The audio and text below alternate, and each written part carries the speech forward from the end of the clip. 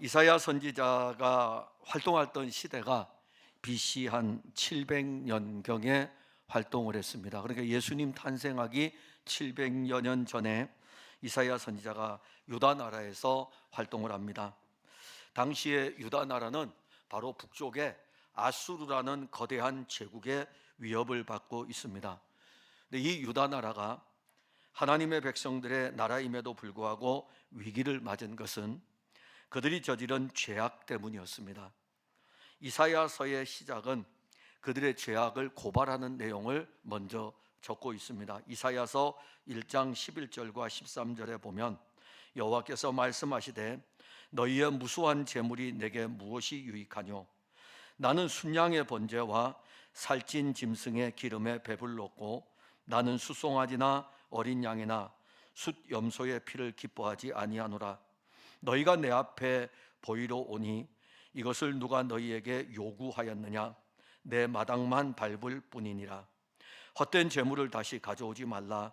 분향은 내가 가증히 여기는 바요, 월삭과 안식일과 대회로 모이는 곳도 그러하니 성회와 아울러 악을 행하는 것을 내가 견디지 못하겠노라. 이게 이사야서 1장 11절부터 13절의 말씀입니다. 그리고 나서 이사야서 1장부터 39장까지 하나님이 유다 나라에 대해서 징계하시고 그리고 주변의 모든 나라들에 대해서 하나님의 진노가 임할 것에 대해서 1장부터 39장까지 쭉 말씀을 하십니다. 그런데 또 간헐적으로 그 진노의 말씀을 선포하는 중에 은혜의 말씀을 공급을 하고 있습니다. 바로 그 은혜의 말씀은 이 땅에 오실 메시아입니다.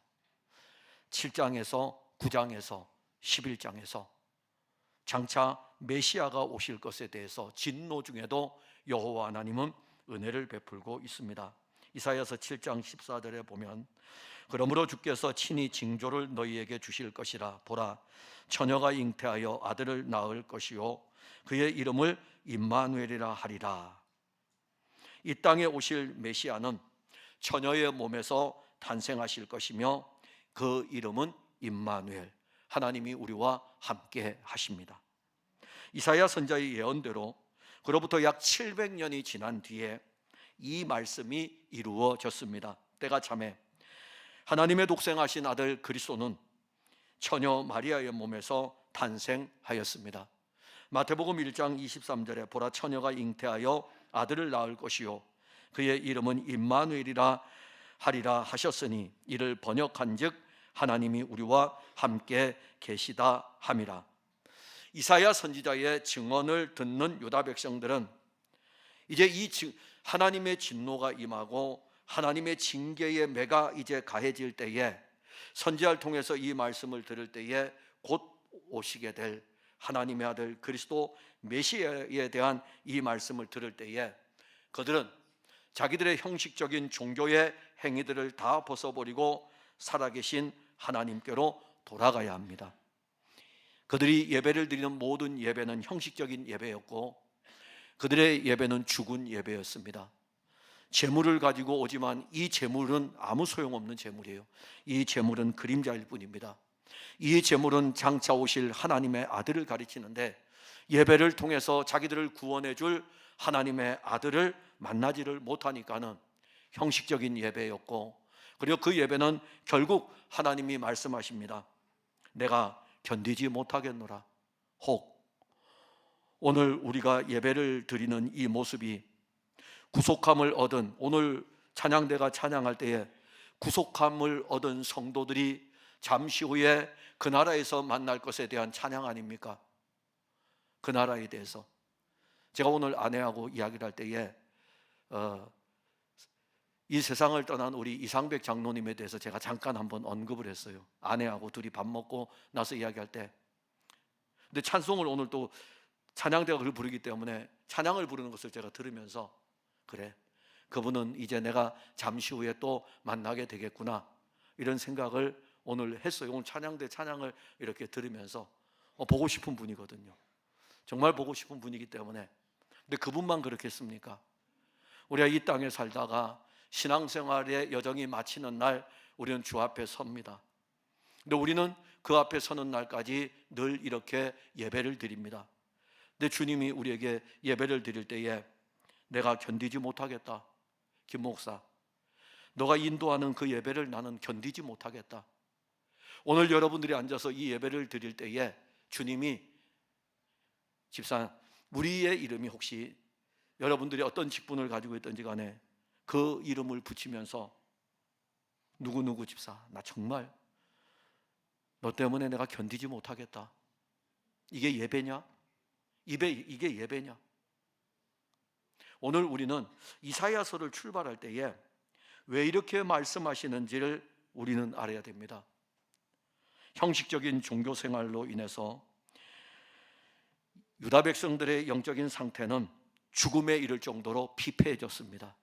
그러니까 육신도 우리가 양식을 먹지 못하면 피폐해지지만 영적인 상태도 당연합니다. 피폐해졌어요. 그게 바로 유다 백성들의 모습입니다. 성전을 향하여 올라가지만은 그들의 영적인 상태는 이미 죽은 상태였습니다. 여호와 하나님은 이사야서 40장부터 이제 이 백성들을 그대로 두지 아니하시고 이 백성들을 향한 구원에 대한 말씀을 이사야서 40장에 와서 선포하기 시작합니다. 그런데 그 이사야서 40장에서부터 선포되는 이 구원의 말씀은 장차 오실 하나님의 아들 그리스도를 통해서 이렇게 회복시키고 치료하는 말씀으로 채워져 있습니다. 그래서 우리가 오늘 읽은 이사야서 43장은 그리스도를 통해서 이루어질 임마누엘의 비밀입니다. 많은 그리스도인들이 임마누엘의 비밀을 알지 못하고 교회를 다닙니다. 우리는 알죠. 하나님이 우리와 함께 계시다. 하나님이 우리와 함께 계시다. 근데 그 비밀을 알고 있습니까? 임마누엘. 하나님이 우리와 함께 계시다. 근데 그 비밀을 우리는 알고 있습니까? 그리고 이 임마누엘의 비밀이 우리에게 이루어진 일임에도 불구하고 그 비밀을 알지 못하고 영적 생활에서 자꾸 주저앉고 있습니다. 지난주에 증언했던 임마누엘은 세상 끝날까지 우리와 함께 하시는 임마누엘이었습니다. 오늘의 임마누엘은 하나님이 왜 어떤 부분에서 우리와 임마누엘 하시는지를 보려고 합니다. 그래서 오늘도 여러분들이 말씀을 들으면서 그 안으로, 임마누엘의 은혜 안으로, 그 비밀 안으로 우리가 들어가는 것인데, 사실 우리는 열심히 들으려고 노력을 할지라도 하나님의 영이 이 말씀으로 이끌어 인도하지 않으면 여기에 들릴 뿐이지 여기까지 우리는 들어갈 수 없습니다.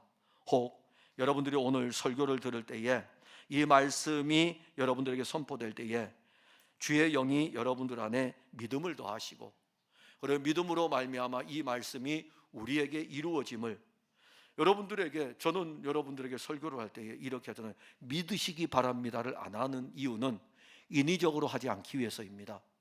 그냥 여러분들이 말씀을 받으면서 말씀이 여러분들 안에 이루어질 때에 우리 성도들은 아멘 이렇게 화답을 합니다. 아멘. 그러니까 아멘이 성령으로 말미암아 절로 나오는 것이 진정한 아멘인 것입니다. 그래서 제가 잘 사용하지 않는 거예요. 믿으시기 바랍니다 이런 거 저 별로 안 좋아합니다. 근데 인위적으로 여러분들을 끌고 가야 되는 것이기 때문에 그러합니다. 오늘도 이 말씀이 여러분들 안에 전해질 때에 하나님의 영은 여러분들 안에서 그러한 고백을 같이 하게 하고, 그 고백이 믿음의 고백이며 또한 말씀이 여러분들 안에서 이루어지는 일들로 참여하게 할 것입니다. 먼저 우리가 임마누엘, 하나님이 우리와 함께 하시는 이 놀라운 것은 우리가 하나님의 것이라는 것이죠. 1절에 보면 야곱아 너를 창조하신 여호와께서 지금 말씀하시느니라. 이스라엘아 너를 지으신 이가 말씀하시느니라. 너는 두려워하지 말라. 내가 너를 구속하였고 내가 너를 지명하여 불렀나니 너는 내 것이라. 여기 야곱아 이렇게 부릅니다. 이스라엘아 이렇게 부르죠. 야곱아, 이스라엘아. 여호와 하나님께서 이사야 선지자를 통해서 유다 백성들을 야곱아, 이스라엘아 이렇게 부르는 것은 이 백성들이 하나님의 언약의 백성이기 때문에 언약 안에서 부를 때는 이렇게 부릅니다. 야곱아. 그래서 앞에 어떤 단어가 붙어도 상관없어요. 그래서 이사야 선지자의 표현에 의하면은 지렁이 같은 너 야곱아 이래도 괜찮아요. 왜냐하면 야고바라고 했을 때에 그 안에 담겨진 언약이 있기 때문에 그렇습니다. 그 언약이 중요한 거예요. 이스라엘아 이렇게 부를 때에 그 앞에 수식어가 너는 어떻게 신앙생활을 이렇게 하냐, 그 어떤 수식어가 붙어도 상관없습니다. 이스라엘아, 이 언약 안에서 부르시는 이 이름이 얼마나 소중하고 얼마나 귀한지 모릅니다. 그래서 이 언약 안에서 부르는 이 부름은 생명의 부름인 것입니다. 유다 백성들은 아브라함과 이삭과 야곱의 자손들입니다. 이들은 하나님의 언약의 백성들이고 하나님께서는 아브라함과 언약을 맺었고 이삭과 언약을 맺었고 야곱과 언약을 맺었습니다. 특히 야곱은 야복 강가에서 여호와 하나님과 언약을 맺을 때에 여호와 하나님이 야곱에게는 특별한 이름 하나를 주십니다. 이스라엘이라는 이름을 주십니다. 야곱의 자손이 애굽으로 이주합니다. 그냥 이스라엘을 사용하지 않아요. 야곱의 자손이 애굽으로 이주하였더라 이렇게 말씀해요. 그리고 애굽으로 이주한 야곱의 자손의 수는 70명이었더라. 요셉을 알지 못하는 새 왕이 일어나고 시간이 이제 400년의 시간이 흘러갑니다. 그때 이 이스라엘 백성들을 애굽 땅에서 건져낼 때에 출애굽기에서는 그들의 이름을 이스라엘이라고 부릅니다. 출애굽기에서는 계속 이스라엘, 이스라엘, 이스라엘, 이스라엘, 이스라엘로 부르기 시작합니다. 여호와 하나님이 언약 안에서 이 유다 백성들을 야곱아 그리고 이스라엘아 이렇게 부르는 것을 보면은 43장입니다 지금. 근데 그 앞에 39장까지 조금 전까지만 해도 진노하시는 하나님이었습니다. 죄악에 대하여 유다 백성들만이 아니라 유다 백성들을 향해서도 하나님은 징계의 매를 대지만 온 땅과 열국을 향하여서 그 진노하시는 말씀을 여호와 하나님이 선포하였어요. 왜 그렇겠습니까? 하나님의 구원의 일은 하나님의 백성을 중심으로 진행이 됩니다. 구원의 역사예요. 구속사입니다. 그리고 주변에 나라들이 있습니다. 이 나라들은 하나님의 백성들을 위해서 존재할 뿐입니다. 그러다가 주님이 재림하시면 이 백성들이 구원의 은혜를 입고 하나님의 나라에 이르게 됩니다. 그래서 역사는 구속의 역사로 진행이 되는 거예요. 그런데 이 구속의 역사의 가장 핵심이 하나님의 백성들입니다. 근데 이 백성들이 온전히 이 세상 가운데 보존돼야 되는데 주변에 있는 나라들이 이 백성들이 하나님을 떠나게 하는 요소들을 다 제공을 하고 있는 거예요.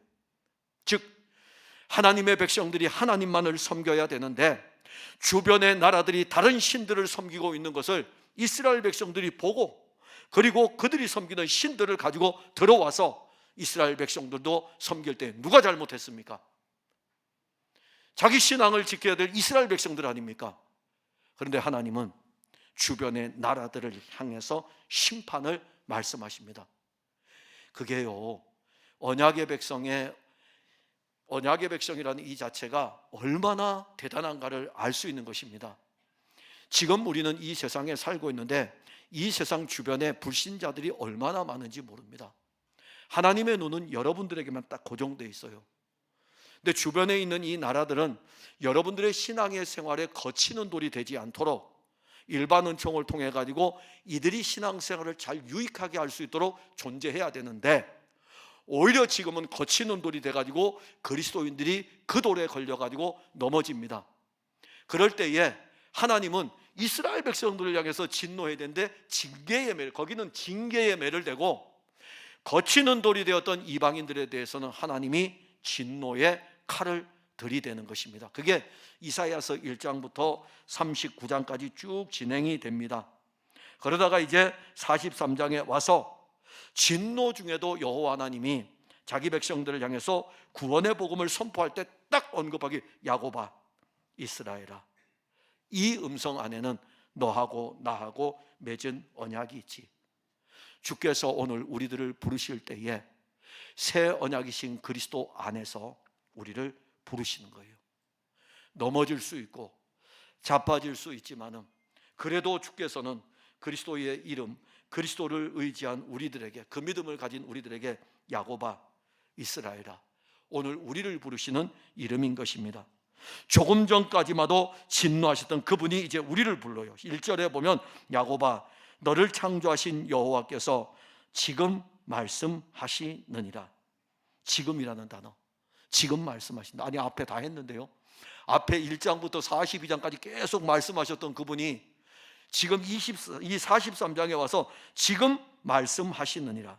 여기 이 지금은요, 과거, 현재, 미래라는 인간의 시간의 개념이 아니고 영원한 오늘을 이야기합니다. 영원한 현재를 말씀합니다. 우리의 시간으로는 BC 700년 그때에 있었던 말씀이지만 여호와 하나님의 시간은 어제나 오늘이나 영원토록 동일한 현재의 시간입니다. 그걸 우리가 보아야 돼요. 믿음의 눈으로 그것을 보아야 됩니다. 그것을 보지 못하면 저 바리새인들처럼 이렇게 이야기하죠. 네가 지금 나이가 50도 못 됐는데 아브라함의 때에 네가 있었느냐? 늘 과거와 현재와 미래로 보니까. 그런데 그 바리새인들 앞에 서 있는 이 예수님은 과거와 현재와 미래의 시간에 살고 있지만 그분은 영원한 현재이십니다. 그러기에 그분의 생명이 영원한 생명인 것입니다. 이사야 선지자가 증언하는 그 시간, 지금 말씀하시느니라. 이 시간이 바로 유대인들을 구원하는 시간이고, 이 시간이 바로 자기 백성들을 구원하기 위해서 말씀을 선포하는 시간입니다. 먼저 말씀하는 것은 여호와 하나님은 야곱아라고 부르면서 내가 너를 창조했다 이렇게 말씀합니다. 온 땅과 모든 민족, 그리고 하늘과 땅과 그 가운데 있는 모든 것은 여호와 하나님이 창조하신 것입니다. 그런데 지금 야곱아라고 말씀하시는 여호와 하나님이 내가 너를 창조하였다라고 말씀할 때 이전에 옛 창조를 말씀하는 것이 아니고, 여호와 하나님께서는 장차 다윗의 자손으로 이 땅에 오실 그리스도를 통해서 창조될 새로운 창조를 말씀하시는 것입니다. 이사야서 43장 19절, 20절, 21절, 이사야서 43장 뒤에 가면은 보라 내가 새 일을 행하리니 이제 나타낼 것이라 너희가 그것을 알지 못하겠느냐? 내가 반드시 내가 광야의 길을 사막의 강을 내리니 장차 들짐승 곧 승냥이와 타조도 나를 존경할 것은 내가 광야의 물을 사막의 강들을 내어 내 백성 내가 택한 자에게 마시게 할 것임이라. 이 백성은 내가 나를 위하여 지었나니 나를 찬송하게 하려 함이니라. 새 일을 행하겠다 이겁니다. 새 일을 행하겠다. 옛 창조는 이미 있었어요. 옛 창조는 이미 있었고 옛 창조를 통해 가지고 이들이 지금 이사야 선지자 때에 살고 있었다 이겁니다. 그러면 야곱아 내가 너를 창조하였다라고 했을 때 옛 창조를 다시 이야기하는 것이 아니라 이제는 내가 너에게 언급했던 저 이새의 줄기에서 한 싹이 나올 것인데 그 싹을 통해 가지고 새롭게 창조될 것을 알려주는데 이 부분에 대해서 새 일을 행하겠다고 말씀하십니다. 새 일을 행하면서 새 일을 행하는 이 일들 중에 내가 너를 지었다 이겁니다. 내가 너를 만들었다 이거예요. 왜? 나의 찬송을 위하여. 여호와 하나님은 자기 백성들을 새롭게 지으셨습니다. 이제 이들은 임마누엘의 은혜로 살아가는 새로운 언약의 백성들입니다. 이새의 줄기에서 이 땅에 오실 그리스도를 통해 새롭게 창조될 그들을 자기 백성으로 삼으시고 난 다음에 야곱아라고 부르는 것입니다.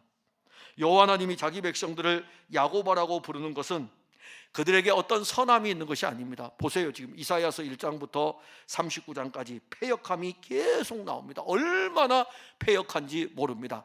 가증스럽기도 하고. 사실 앞에 제가 서론 부분에 읽었던 이사야서 1장 11절부터 13절의 말씀은요, 종교적으로 가증한 행위예요. 겉으로는 신앙생활 잘하는 모습을 보이는 것 같지만은, 겉으로는 예배를 잘 드리는 것 같지만은 그 속에는요 여호와 하나님을 이미 떠난 상태였거든요. 그러니까 무늬만 있고 모양만 있으니 오히려 여호와 하나님의 입장에서는 이들을 토해버리고 싶을 정도의 가증스러움입니다. 그럼에도 불구하고 여호와 하나님께서 이들을 야곱아라고 부르는 것은 그들에게 선한 행위가 있어서가 아닙니다. 하나도 없어요. 예배에도 없고 이웃사랑에도 없고 사회의 공평과 정의가 실현되는 일에도 없고 그냥 패역한 본성 그대로입니다. 근데 그래도 야고보라고 부르는 것은 약속에 신실하신 하나님의 약속 때문이에요. 우리의 선함이 아니라, 우린 선함이 없으니까 하나님 아버지께서 아브라함과 이삭과 야곱에게 약속하신 그 약속에 그 근거하여 가지고 하나님의 약속이 변함없다는 것을 보여주고 있는 것입니다. 분명히 유다 백성들 넘어졌습니다. 그들은 여호와 하나님을 떠났습니다.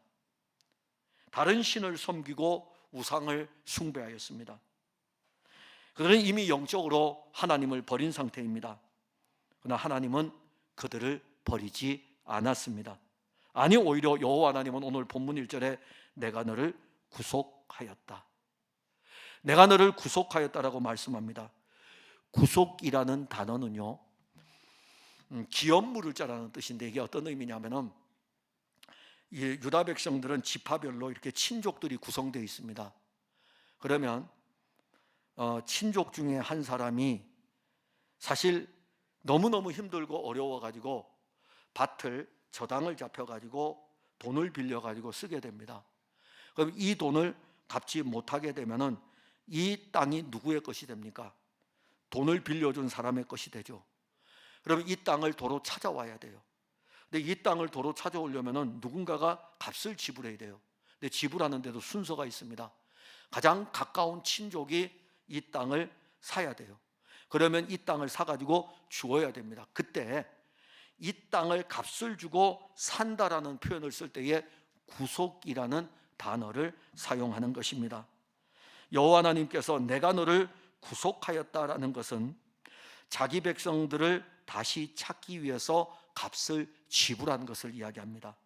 여호와 하나님은 값을 지불하고 자기 백성들을 다시 찾으시고 그 자기 백성들에게 이제는 무슨 기업을 약속하냐면 영원한 기업을 약속합니다. 그 영원한 기업을 약속할 때에 또 하나가 붙은 게 있어요. 지명이라는 단어가 나옵니다. 여호와 하나님은 새롭게 창조될 자기 백성들을 내가 너를 지명하여 불렀다라고 말씀합니다. 아브라함을 부르시고 지명하여서 불렀어요. 이삭을 지명하여 선물로 주었습니다. 복중에 두 아들이 있을 때에 지명하여 선택한 야곱입니다. 그리고 그 줄기를 따라서 이 땅에 하나님의 아들이 육신을 입고 와서 자기 백성들을 지명하여 불렀습니다. 여호와 하나님은 이름으로도 아시고 친히 자기의 이름을 자기 백성들에게 주었습니다. 여호와 하나님은 자기 백성들을 사기 위해서 값을 지불하고 산 다음에 이제 그 이름을 딱 지명했어요. 그 이름을 지명하여서 어디에다 기록해 놨을까요? 하늘의 생명책에다가 딱 기록을 해 놓았습니다. 아무도 지울 수가 없어요. 여러분들 하늘에 있는 생명책에서 지워버리고 싶죠? 아마 그런 생각을 가진 분들은 아무도 없을걸요. 예수 믿기 이렇게 힘들면은 차라리 내 이름을 빼달라고. 저는 요즘 기도를 할 때에 모세가 이스라엘 백성들이 하나님 앞에 패역했을 적에 시내산 아래에서 금송아지를 만들고 패역을 일삼을 때에 모세가 여호와 하나님 앞에 기도할 때에 내 이름을 제하여 주고 저들을 살려달라고 그렇게 기도하는 모세의 기도를 생각을 좀 많이 합니다. 내 이름을 제해달라고. 그다음 모세의 이름을 생명책에서 빼달라는 것이 아니라 이스라엘 백성들의 그 패역함으로 인해 가지고 하나님의 진노가 극에 달하고 있는 이 상황에서 그 진노를 누그러뜨릴 수 있는 유일한 방법은 하나님하고 맞교환하는 거예요. 내 이름을 제하시고 저들의 이름은 그냥 두시죠. 그렇게 하는 거예요.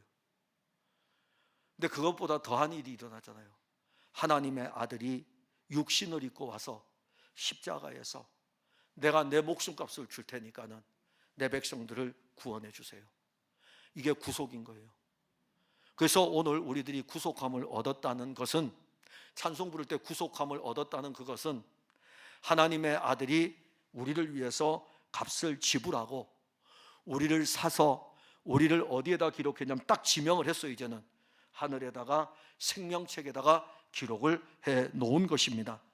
여호와 하나님은 독생하신 아들 그리스도를 통해서 택한 자기 백성들을 지명하여 부르고 그리고 값을 주시고 난 다음에 이렇게 말씀하십니다. 너는 내 것이라. 너는 내 것이라.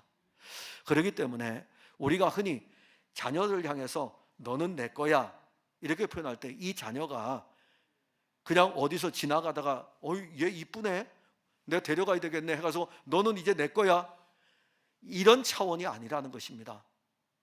부모를 통해서 한 생명이 잉태가 되고 한 생명이 어미의 뱃속에 10개월을 있다가 태어나게 됩니다.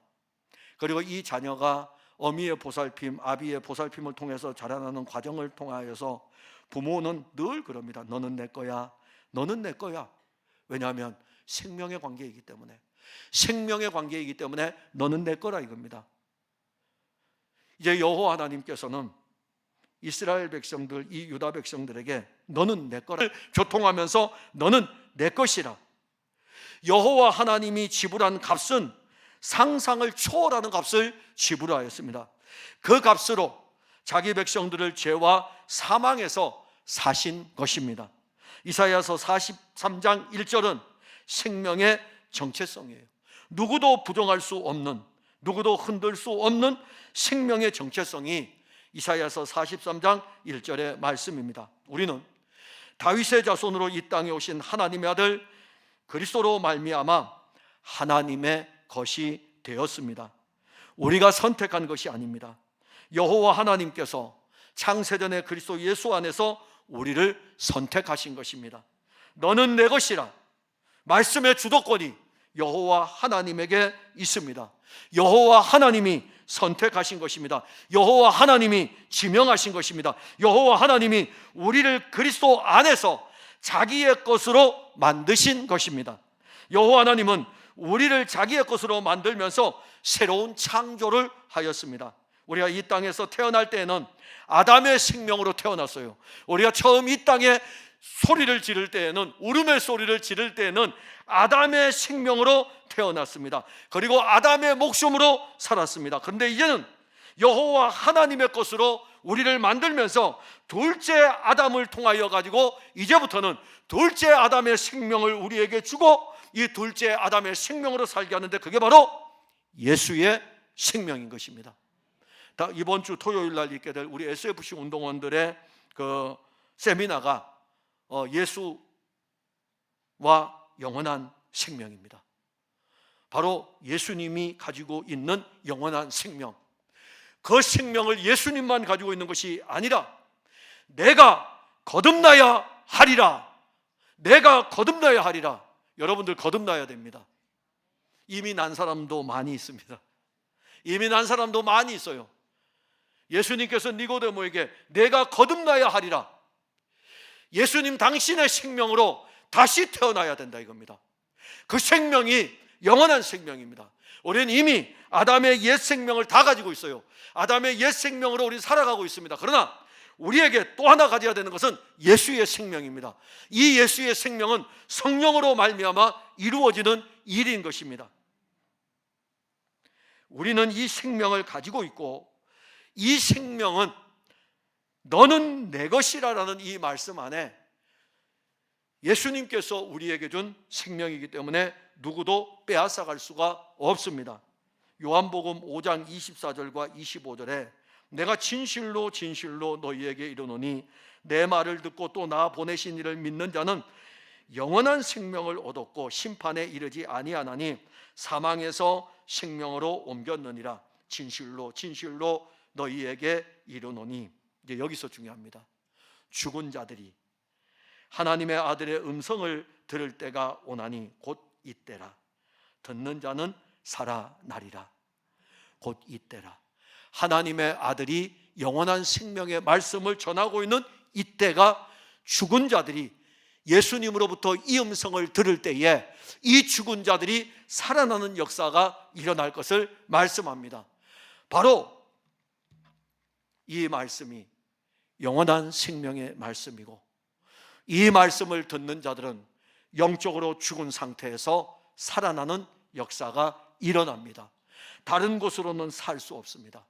우리가 영원한 생명을 얻을 수 있는 길은 예수님 말씀밖에 없는 것입니다.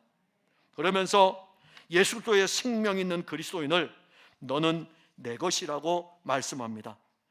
자, 그러면 오늘 본문에서 우리는 하나님의 것이라면 하나님은요, 우리와 함께 하시죠.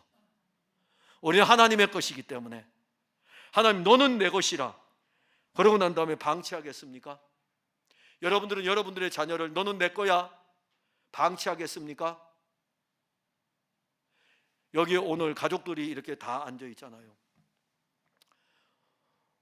여러분들의 아버지와 혹시 어머니들도 직장생활을 한다면은, 여긴 자녀들이 또 있다면은, 여러분들의 아버지와 어머니가 직장생활을 할 때에 그 고충을 아십니까? 그래도 참고 견디면서 직장생활을 하죠. 그래, 정년까지만 버티자. 왜 그럴까요? 너는 내 것이라. 이 자녀를 키워야 되기 때문에, 이 자녀를 키워야 되기 때문에, 내 것이 있기 때문에, 내 자녀가 내 것이기 때문에 부모는 직장생활을 하면서 온갖 싫은 소리, 심지어 자존감까지 떨어질 수밖에 없는 그런 상황에 몰릴지라도 사표를 이 속에다가 몇 번이고 쓰고 다니면서 언제든지 집어 던지려고 하지만 던지려고 하다가 못 던지는 것은 너는 내 것이라는 내 자녀 때문이잖아요. 그러면 이 세상도 이러한데 하물며 하늘의 하나님 아버지께서 우리를 독생하신 아들 그리스도를 통해서 그 값을 주고 사서 우리를 자녀로 삼으시고 내 것이라고 말씀하셨다면 그분은 우리를 고아와 같이 버리시겠습니까? 그래서 오늘 2절에 보면 내가 물 가운데로 지날 때에 내가 너와 함께 할 것이라. 강을 건널 때에 물이 너를 침몰하지 못할 것이며 내가 불 가운데로 지날 때에 타지도 아니할 것이요 불꽃이 너를 사르지도 못하리니. 지날 때라는 이 단어는 건넌다는 것입니다. 통과한다는 거예요. 그런데 이 단어가 언제 쓰여졌냐면은 이스라엘 백성들이 애굽에서 400년 동안 종살이를 하고 애굽 땅에서 나올 때에 사용된 단어입니다. 유월절. 넘어갔다 이겁니다. 지나갔다 이거예요. 요단강을 건널 때 이 단어가 사용됩니다. 약속의 땅으로 들어갈 때에 우리만 들어가는 것이 아니라, 이스라엘 백성만 들어가는 것이 아니라 이 요단강의 물을 가르시면서 여호와 하나님이 그들과 함께 약속의 땅으로 건너십니다. 그러면서 오늘 2절에 내가 너와 함께라는 단어가 나오죠. 원래 원문에는 내가 너와 함께 있다라는 뜻이에요. 너가 어디를 건너든지 어디를 통과해 가든지 애굽 땅에 나올 때에도 요단을 건널 때에도 이 구원의 모든 일들, 구원의 출발부터 애굽을 나올 때는 구원의 시작이고, 홍해 지나서 광야의 여정 다 지나고 요단을 건널 때는 약속의 땅에 들어가는 것입니다. 그러니 구원의 시작부터 구원의 진행과 구원의 마침까지 내가 너와 함께 있다. 내가 너와 함께 있다. 임마누엘을 말씀합니다. 잠시 후에 이 말씀을 주고 난 다음에 유다 백성들은요 바벨론의 포로로 끌려갑니다. 이게 이 말씀의 배경은 잠시 후에 유다 백성들이 바벨론 포로로 끌려갑니다. 그들이 포로로 끌려갈 때에 수많은 고난을 당할 것입니다. 임마누엘은 그들이 그 수많은 고난을 당할 때에 고난을 없애준다는 것이 아닙니다. 임마누엘은 그들과 함께 그 고난에 참여하는 것을 말씀합니다. 임마누엘은 그들이 그 고난의 길을 걸어갈 때에, 지날 때에 그들과 함께 건너고 그들과 함께 그 고난을 통과해 가는 것입니다. 에스겔서 11장 16절에 그런즉 너는 말하기를 주 여호와의 말씀에 내가 비록 그들을 멀리 이방인 가운데로 쫓아내어 여러 나라에 흩었으나 그들이 도달한 나라들에서 내가 잠깐 그들에게 성소가 되리라. 구약에서 성소는 뭡니까? 하나님이 함께 하시는 곳이잖아요. 구약에서 유일하게 하나님이 함께 하시는 곳이 성소입니다. 성소. 그래서 여호와 하나님이 에스겔서를 통해서 성전 동문의 문으로 나오셔요. 자기 백성들이 포로로 끌려가는 이 장면 앞에서 성전 동문으로 나오셔서 포로로 저 이역만리 바벨론 땅으로 가는 자기 백성들과 함께 가서 오늘 본문에서는 그 땅에 내가 잠시 있을 것이다. 70년 동안 내가 같이 있어 줄게. 70년 동안 포로 생활할 때 너희들을 그냥 두지 않고 내가 같이 있어 줄게. 여러분들 일평생 주님이 함께 하셔요. 주님이 함께 하신다고 말씀하십니다. 유다 백성들은 야곱의 자손들이고 이스라엘 백성들입니다. 이들에게서 일어날 일은 앞으로 겪어보지 못했던 일들이에요. 나라가 멸망당하고, 멸망당한 나라에서 수많은 사람들이 마지막 때에는 막 기근에 죽고, 그리고 칼에 죽고, 얼마나 비극적인 상황이 벌어지냐면은 이 예루살렘 성을 끝까지 지키기 위해 가지고 마지막 항전을 바벨론 제국하고 벌이다가 바벨론 제국의 군대가 겹겹이 포위를 에워싸움으로 인해 가지고 먹을 것이 떨어져서 사람까지 잡아먹는 일들이 성 안에서 일어납니다. 그리고 성은 함락이 돼 버려요. 성이 함락이 됐을 때 거기 남아있던 자들을 다 도륙시켜 버립니다. 유능한 자들을 포로로 끌고 갑니다. 그러면 이들은 안전하겠느냐 이겁니다. 이들은 물을 건너야 됩니다. 그리고 불 가운데로 지나가야 됩니다. 그래도 여호와 하나님은 지날 때에 내가 너와 함께 할 것이라. 내가 너와 함께 할 것이라. 본문 2절에 보면 이렇게 그들의 가는 여정을 이렇게 표현했습니다. 물과 불로 말씀합니다. 이건 어떤 특정한 사건을 이야기하는 것은 아닙니다. 앞으로 유다 백성들이 겪을 극심한 고난을 언급하는 것입니다. 물이 유다 백성들을 덮을 거예요. 그 물의 세력이 얼마나 강력한지 그 물은 유다 백성들을 침몰시킬 것입니다. 그런데 여호와 하나님은 이 물이 유다 백성들을 침몰시키지 못하도록 그들과 함께 하실 것을 약속하십니다. 우리는 보았지 않습니까? 하늘과 땅이 다 터져버려 가지고 하늘과 땅에서 온통, 하늘에서도 물이 쏟아지고 땅에서도 물이 쏟아질 때 하나님은 노아와 임마누엘 하시면서 그 노아를 북두시고 노아를 살리지 않습니까? 소돔과 고모라 때에는요, 롯을 살릴 때에 불이 소돔성을 다 집어삼킬 때에 이 롯을 그 불 가운데서 건져내지 않습니까? 유다 백성들은 물로 인해서 침몰당할 위기뿐만이 아니라 불로 인해서도 고난을 당할 것입니다. 불의 불꽃은 가장 뜨거운 화력을 나타냅니다. 이 불꽃이 다 살태워버릴 것을 말씀합니다. 상상할 수 없는 화력이에요. 유다 백성들이 당할 고난은 그렇게 엄청난 물과 불의 고난인 것입니다. 그때에도 오늘 본문 2절에 여호와 하나님은 그들과 함께 하시고 그들을 그 고난에서 건지실 것에 대해서 말씀합니다. 시편 23편 4절에 보면 내가 사망의 음침한 골짜기로 다닐지라도 해를 두려워하지 않을 것은 주께서 나와 함께 하심이라. 주의 지팡이와 막대기가 나를 안위하시나이다. 시편 23편 다윗이 언제 썼습니까? 고난당할 때 쓰는 시편이 아닙니다. 다윗이 왕위에 오르고 나라가 안정이 되었을 때에, 그가 안정된 나라를 통치하고 있을 때에 지난 날들의 목동의 시절을 기억하면서 그 평화로운 때에, 하나님의 평안이 넘칠 때에 그가 쭉 살펴보면서 참 하나님이 내 인생의 목자이셨다. 내 인생의 걸음을 푸른 초장과 신의 물가로 인도하셨다라고 쭉 기록을 하다가 갑자기 4절에 탁 와서 사망의 음침한 골짜기로 다닐지라도, 그게 언제인 줄 아십니까? 언제 한번 여러분들에게 사무엘 상하를 하면서 다윗의 피난처를 한번 좀 여러분들에게 함께 나누면 좋을 것 같아요. 무려 20번도 넘게 도망을 다닙니다. 20번도 넘게. 사울이 다윗을 죽이려고 할 때에 놉 땅으로 피신을 합니다. 놉 땅으로 피신했던 이 다윗이 다시 또 와서 사울이 죽이려고 하니까는 도망을 가죠. 그러니까는 사울이 와가지고 다윗이 도망간 걸 알고 놉 땅의 제사장들을 다 죽여버립니다. 그러니 얼마나 이 사울의 칼이 지금 다윗을 향해서 가고 있는지를 압니다. 근데 놉 땅에서만 그렇습니까?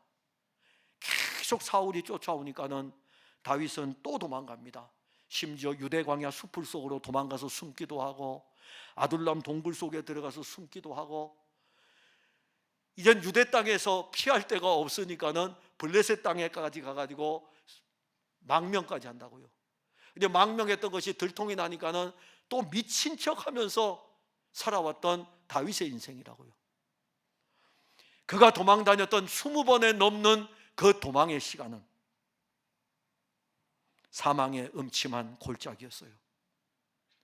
혹시 여러분들 중에 20번 이사한 분 계십니까? 여러분들 오늘까지 살아오는 동안에 20번 정도 이사하신 분 계십니까? 20번 이사하신 분은 정말 고단한 인생 사신 분입니다. 우리가 20번 이사를 해도 힘든데 20번을 죽이려고 달려오는 사람을 피해가지고 도망 다닌다는 것은 얼마나 힘들겠습니까? 그때 시편 23편 4절이에요. 내가 사망의 음침한 골짜기로 다닐지라도 해를 당하지 않을 것을 알고 있었던 것은 주께서 나와 함께 하심이라. 그런데 사무엘 하를 읽어보셔요. 한 번도 거기에 여호와 하나님이 함께 하신다는 단어가 안 나옵니다. 안 나와요. 그런데 여호와 하나님은 함께 하셨어요. 그 다윗이 알았던 거예요. 왕위에 오르고 나서 그래, 그때 내가 잘나서 잘 피해 도망 다닌 게 아니라 20번이 넘는 피난의 여정에서 하나님은 언제나 나와 함께 하셨다.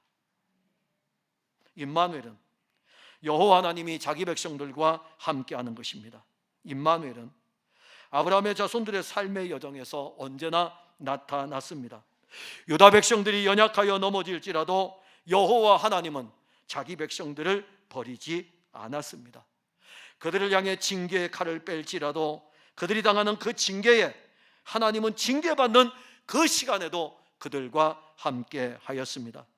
자기 백성들이 물과 불에 위협을 당할 때 그들과 함께 하시면서 물과 불이 그들을 이기지 못하도록 보호해 주었습니다. 왜 그렇게 하셨을까요? 왜 그렇게 하셨을까요? 왜 그렇게 여호와 하나님이 이들을 임마누엘의 은혜로 보호하시고 도와주시는 것입니까? 바로 본문 1절이에요. 내가 너를 구속하였고 내가 너를 지명하여 불렀나니 너는 내 것이라. 너는 내 것이라. 내 거기 때문에 내가 함께 해야지. 내가 함께 하면서 내가 붙들어 줘야 되고 내가 도와줘야 되지. 그러니까 신앙생활하면서 넘어질 수 있습니다. 엎어질 수 있습니다. 그러나 이건 아셔야 돼요. 너는 내 거잖아. 내가 내 아들의 값을 주고 내가 너를 샀는데 내가 너에 대해서는 책임을 져야지. 여호와 하나님이 우리를 향해서 내가 너를 보호해 줄게. 물과 불이 올지라도 걱정하지 마. 바울은요, 이 말씀의 은혜를 굉장히 깊게 가지고 있었고 정체성이 견고했기 때문에 어떤 고난을 당할지라도 흔들리지 않았습니다. 그가 고린도 교회에 편지를 보낼 때에 고린도서 1장 8절부터 10절에 형제들아 우리가 아시아에서 당한 환난을 너희가 모르기를 원하지 아니하노니 힘에 겹도록 심한 고난을 당하여 살 소망까지 끊어지고 우리는 우리 자신이 사형 선고를 받은 줄 알았으니 이는 우리로 자기를 의지하지 말고 오직 죽은 자를 다시 살리시는 하나님만 의지하게 하심이라. 그가 이같이 큰 사망에서 우리를 건지셨고 또 건지실 것이며 이후에도 건지시기를 그에게 바라노라. 그리스도인이 신앙의 길을 걸을 때 고난이 없는 것이 아닙니다. 오히려 그 고난은 그리스도인이기 때문에 당하는 그 고난은 이 땅에서 살 소망까지 끊어질 정도로 감당하기 어려운 고난일 수 있습니다. 그래서 그 고난이 물에 침몰당하는 고난이고 불에 태워지는 고난이에요. 내 힘으로는 헤쳐나올 수 없는 고난입니다. 하나님의 아들이 육신을 입고 오신 것은 그 고난의 자리에 우리와 함께하기 위함입니다. 예수님은 결코 우리를 떠나지 않습니다. 우리와 함께 하시면서 우리를 붙들고 계시며 우리를 돕고 계십니다. 임마누엘은 우리가 걷는 신앙의 여정에서 나타나고 있습니다. 혹 오늘 예배에 참여한 분들 중에 살 소망까지 끊어질 정도로 삶이 힘들고 어렵습니까? 아니면 영적으로 너무 지쳐있고 힘듭니까? 바울은 임마누엘을 누렸기 때문에 하나님만 의지하게 하려 하심이라. 그분만 의지하시는 것이고, 바울은 임마누엘을 누렸기 때문에 이같이 큰 사망에서 우리를 건지셨고 또 건지실 것이며 이후에도 건지시기를 바라노라.